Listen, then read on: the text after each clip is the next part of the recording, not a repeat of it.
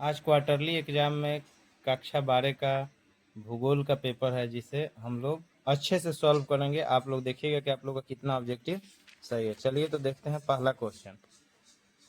सबसे अधिक जनसंख्या वाला महाद्वीप कौन है? तो सबसे ज्यादा जनसंख्या वाला महाद्वीप कौन है? एशिया है। एशिया महादेश में ही हम लोग रहते हैं। इसमें पूरे जितने भी महादेश हैं उसका 60% जनसंख्या एशिया महादेश में रहता है। जनसंख्या की आधिकारिक गणना की प्रक्रिया को क्या कहते हैं? तो इसकी प्रक्रिया को जनगणना ही कहते हैं। देखिए, जितना अभी जनगणना पर काम हुआ था सेंसस के थ्रू, वो आप लोग को पता ही होगा। चलिए अगला क्वेश्चन देखते हैं। निम्न राज्यों में से किसकी जनसंख्या सबसे अधिक है? तो सबसे बड़ा स्टेट कौन है? यूपी है, उत्तर प्रदेश। तो इसका सीधा आंसर क्या हो जाएगा? उत्तर प्रदेश हो जाएगा। अगला है 4 नंबर क्वेश्चन। निम्नलिखित कारकों में कौन जनसंख्या को आकर्षित करता है? तो इसका आंसर हो जाएगा इनमें से सभी। जल की उपलब्धता, उर्वरक मिट्टी, सहायक जलवायु। अगला क्वेश्चन है निम्न में से कौन जनसंख्या की वृद्धि का मुख्य कारण है? तो इसमें क्या हो जाएगा? इसमें हो जाएगा सी, ग्रामीण शहरी प्रवेश, सॉरी, इसका हो जाएगा ग्रामीण शहरी प्रवास। अगला क्वेश्चन देखते हैं कि निम्न में से कौन मेगा सिटी है? तो निम्न में से मेगा सिटी कौन है? तो मेगा सिटी जो हो जाएगा वो हो जाएगा डी, इनमें से सभी। इसलिए मेगा सिटी किसे बोलते हैं? जिस शहर की जनसंख्या 10 मिलियन होती है उसको मेगा सिटी बोला जाता है। अगला जो क्वेश्चन है, जो अगला क्वेश्चन हम लोग करेंगे, 2011 की जनगणना के अनुसार भारत का जनसंख्या घनत्व कितना है? तो इसका आंसर हो जाएगा 382। 2011 की जनसंख्या के अनुसार अभी जो होगा जनसंख्या उसका बदल जाएगा। अगला क्वेश्चन हम लोग देखते हैं कि राष्ट्रीय युवा नीति किस वर्ष लागू हुई? तो राष्ट्रीय युवा नीति 2014 में लागू हुई। अगला क्वेश्चन देखते हैं कि 2011 की जनगणना के अनुसार सबसे कम जनसंख्या घनत्व वाला राज्य कौन है?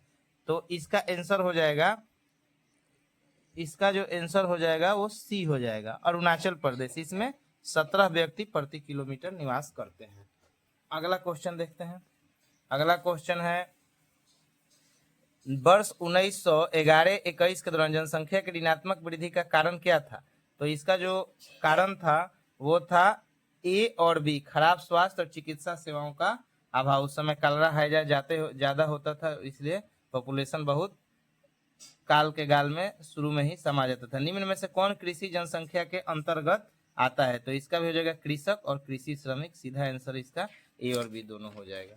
एक क्वेश्चन बहुत एग्जाम में भी पूछता है, इसलिए आप लोग ध्यान से देखिए। अगला क्वेश्चन जो हो जाएगा, निम्न में से कौन जनसंख्या वृद्धि का घटक है? तो इसमें क्या हो जाएगा? आंसर में हो जाएगा डी नंबर, इनमें से सभी, मृत्यु, जन्म, प्रवास। एक वर्ष में कितने रोजगार दिवस काम करने वाले मुख्य श्रमिक कहलाते हैं? तो इसका आंसर हो जाएगा बी नंबर, 183। कौशल विकास तथा उद्यमशीला नीति किस वर्ष पारित हुआ था? बहुत इंपॉर्टेंट क्वेश्चन है, तो इसका हो जाएगा 2015। अगला क्वेश्चन जो हम लोग देखते हैं वो है कि 2011 की जनगणना के अनुसार कितनी प्रतिशत जनसंख्या किशोर जनसंख्या के अंतर्गत आती थी? रेलवे का इंपॉर्टेंट क्वेश्चन है। इसका जो आंसर हो जाएगा वो आपका हो जाएगा 20.9 समथिंग 21। अगला जो क्वेश्चन हो जाएगा, भूमध्य सागरीय क्षेत्र में संकेंद्रित जनसंख्या का कारण क्या है? तो इसका जो आंसर हो जाएगा वो मृदु जलवायु हो जाएगा, 16 नंबर हो जाएगा। अब अगला क्वेश्चन हम लोग देखते हैं, कोबे ओसाका औद्योगिक क्षेत्र किस देश में स्थित है? तो इसका हो जाएगा जापान। जापान में ही ओसाका है, इसको जापान का मैनचेस्टर भी बोला जाता है। ये यूपीपीसीएस का 2009 के समथिंग यूपीपीएससी का क्वेश्चन था, इसको ध्यान से आप लोग देखिएगा। अगला क्वेश्चन है, निम्न में से कौन अधिक जनसंख्या वाला क्षेत्र है? तो इसका जो आंसर हो जाएगा वो हो जाएगा ए और बी दोनों, गंगा का मैदान, ब्रह्मपुत्र का मैदान। विश्व, अब आप लोग कमेंट में बताइएगा कि गंगा नदी की लंबाई कितनी है। अगला जो क्वेश्चन हो जाए, विश्व का सबसे अधिक जनसंख्या वाला देश कौन है? तो विश्व का सबसे जनसंख्या वाला देश कौन है? इस तरह हो जाएगा तो चीन है, लेकिन ऑप्शन नहीं है तो भारत हो जाएगा। कांटगा तांबा पेटी किस महाद्वीप में स्थित है? तो इसका आंसर हो जाएगा अफ्रीका। बहुत प्रचलित क्वेश्चन है, इसको ध्यान से नोट कर लीजिएगा। अगला जो क्वेश्चन है कि कौन क्षेत्र संक्रेदित जनसंख्या हेतु अनुकूल नहीं है, तो इसका जो आंसर हो जाएगा इनमें से सभी हो जाएगा। अगला क्वेश्चन देखिए, अगला क्वेश्चन है किसी क्षेत्र में एक विशेष अवधि में हुए जनसंख्या परिवर्तन को क्या कहते हैं, तो इसको कहते हैं जनसंख्या वृद्धि। अगला जो क्वेश्चन हो जाएगा बिहार से कृषि श्रमिकों का पंजाब में रोजगार हेतु जाना किस प्रकार का प्रवास में आता है, तो इसका आंसर हो जाएगा ग्रामीण प्रवास। इसमें एक और क्वेश्चन बहुत प्रकार का आता है, छिपी हुई बेरोजगारी, प्रछन्न बेरोजगारी, तो ये सब इकोनॉमिक्स का क्वेश्चन है जो कि ज्योग्राफी में भी पूछा है, इसलिए इसको ध्यान से हम लोग देखते हुए चलेंगे। अगला जो क्वेश्चन है सबसे कम जनसंख्या वाला महाद्वीप कौन है, तो ये आप लोग भी जानते हैं कि ऑस्ट्रेलिया हो जाएगा। ऑस्ट्रेलिया को कंगारुओं का देश भी कहा जाता है, ध्यान में रखिएगा।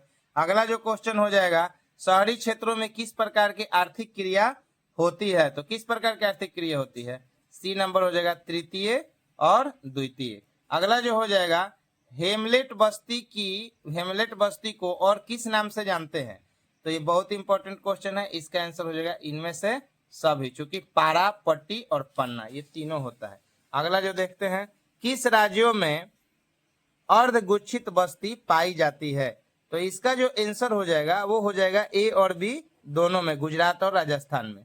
भूगोल में सांख्यिकी विधियों के प्रयोग को क्या कहते हैं, तो इसका आंसर हो जाएगा मात्रात्मक क्रांति। अगला जो होता है शहरी क्षेत्रों में कितनी प्रतिशत जनसंख्या को गैर कृषि कार्य में संलग्न होना चाहिए, तो इसका जो आंसर हो जाएगा 75% हो जाएगा। अगला जो क्वेश्चन हम लोग देखेंगे वो क्वेश्चन है प्रारंभिक औपनिवेशिक काल में भौगोलिक अध्ययन में किस उपगाम की प्रधानता थी, तो इसका जो आंसर हो जाएगा वो आपका हो जाएगा सी नंबर, ए और बी दोनों। जहां ए और बी इनमें से सभी दे अधिकतर अगर समझ में नहीं आए तो वही क्वेश्चन होता है सही। चलिए अगला क्वेश्चन देखिए, निम्न में से कौन प्रशासनिक नहीं है, तो इसका क्वेश्चन क्या हो जाएगा, बी नंबर हो जाएगा गया। अगला क्वेश्चन देखते हैं पर्यटन भूगोल का मुख्य घटक क्या है, तो इसका जो आंसर हो जाएगा वो हो जाएगा डी इनमें से सभी। मैं क्या बोला था कि जो भी ये इस टाइप का क्वेश्चन है उसको बना दीजिए। अगला देखिए निम्न में से कौन एक खनन नगर है, तो इसका आंसर हो जाएगा डी नंबर इनमें से सभी, चूंकि रानीगंज है, झड़िया है, डिगबोई असम में है, और रानीगंज है, झड़िया, ये सब कोयला आधारित क्षेत्र है। अगला क्वेश्चन हम लोग देखते हैं रोगों के भौगोलिक आयाम का अध्ययन मानव भूगोल की किस शाखा के अंतर्गत आते हैं, तो इसका आंसर हो जाएगा चिकित्सा भूगोल। बहुत इंपॉर्टेंट क्वेश्चन है, वेरी वेरी इंपॉर्टेंट क्वेश्चन। अगला क्वेश्चन हम लोग देखते हैं निम्न में से कौन सैन्य नगर है, तो निम्न में से सैन्य नगर कौन है, तो इसका आंसर हो जाएगा सी अंबाला और मऊ और अंबाला। अंबाला कहाँ है, हरियाणा में है। मऊ आप लोग कमेंट में बताइएगा कहाँ। निम्न में से कौन सामाजिक भूगोल की एक शाखा है, तो इसका आंसर हो जाएगा सांस्कृतिक भूगोल।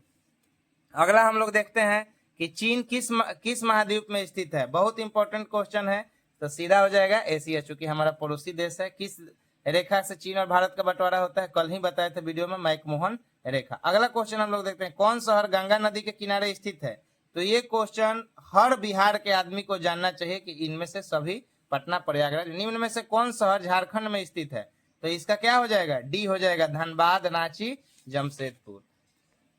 दिल्ली किस नदी के किनारे स्थित है, बताइए आप लोग, इसका आंसर हो जाएगा जमुना, सबसे प्रदूषित अभी नदी हो गई है। भारत में अंतिम जनगणना किस वर्ष हुई थी, तो 2011। अभी नया जो जनगणना चल रहा है वो अभी 2026 में चल रहा है। हजारीबाग शहर किस राज्य में स्थित है, तो हजारीबाग झारखंड में स्थित है। अब आप लोग कमेंट में बताइएगा झारखंड और बिहार का बंटवारा कब हुआ था। अगला क्वेश्चन देखिए, भारत में जनगणना कितने वर्षों के अंतराल पर होती है, बहुत कॉमन सेंस का क्वेश्चन है, 10 वर्ष के अंतराल पर। अगला जो क्वेश्चन है निम्न में से कौन औद्योगिक नगर झारखंड में स्थित है, तो कौन औद्योगिक नगर झारखंड में स्थित है, आप लोग जल्दी से बताइए। 44 का बी हो जाएगा बोकारो, चूंकि सलेम तमिलनाडु में है। दुर्गापुर कहाँ है, भिलाई कहाँ है, ये आप लोग कमेंट में बताइएगा। एक सलेम भारी था इसलिए मैं बता दिया कि तमिलनाडु में है। अगला जो क्वेश्चन है वो है आपका 45 नंबर, निम्नलिखित में से माल्थस का सिद्धांत किससे संबंधित है, तो इसका हो जाएगा जनसंख्या वृद्धि से। इसको अच्छा से ध्यान दीजिए और पूनम एकेडमी ऑफिशियल चैनल को सब्सक्राइब कीजिए और Poonam academy official Facebook page को भी फॉलो कीजिए। आपको इतनी अच्छी अच्छी जानकारी फ्री ऑफ कॉस्ट मिल रहा है, इसको अपने परीक्षा में आप लोग यूज कीजिएगा तो अच्छा नंबर आएगा। मिलते हैं अगले क्वेश्चन में, धन्यवाद।